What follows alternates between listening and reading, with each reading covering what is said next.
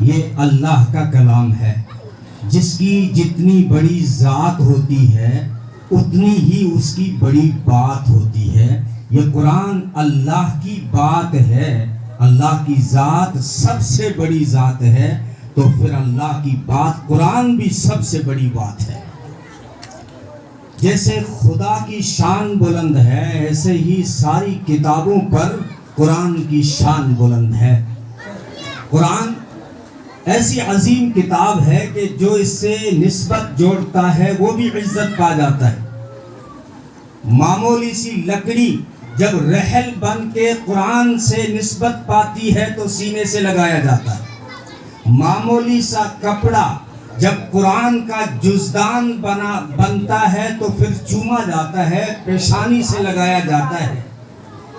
چھوٹی چھوٹی چیزوں نے عزت پائی، اور بڑی چیزیں، اگر بڑی چیزوں نے قرآن سے نسبت پائی تو انہوں نے بھی جو ہے عزت پا لی۔ قرآن جس مہینے میں آیا، رمضان میں آیا، قرآن رمضان میں آیا،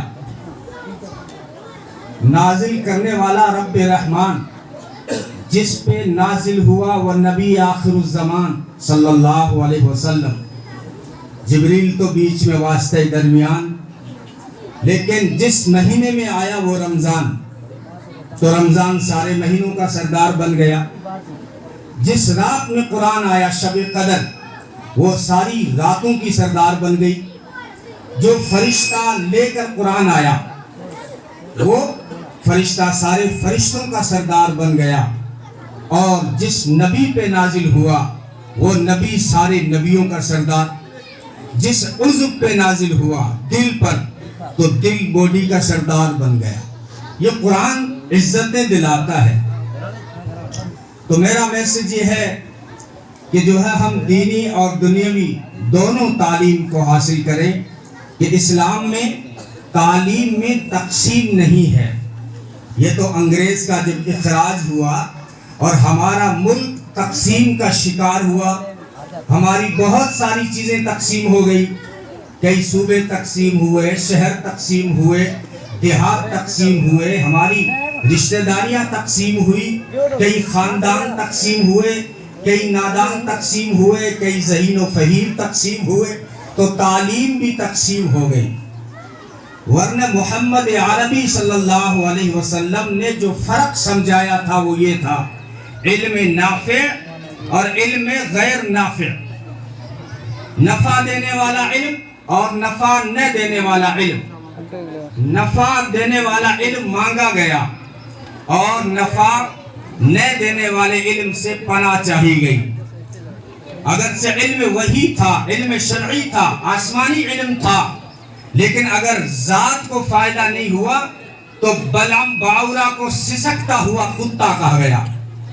اگر علم وحی تھا، علم شرعی تھا، علم آسمانی تھا، لیکن ذات کو فائدہ نہیں ہوا تو یہودی علماء کو کہا گیا کہ یہ وہ گدھے ہیں جن کے اوپر بوجھ لادا جاتا ہے۔ اگر کسی کے علم کا طوطی بولے یا جادو بولے، لیکن جب ذات کو فائدہ نہیں ہوا تو پھر موسیٰ سامری کو لا مساس کہا گیا، نو ٹچ دا سامری، کہ سامری کو ٹچ بھی مت کرنا، کیونکہ کرونا اتنا خطرناک نہیں جتنا علم غیر نافع خطرناک ہے۔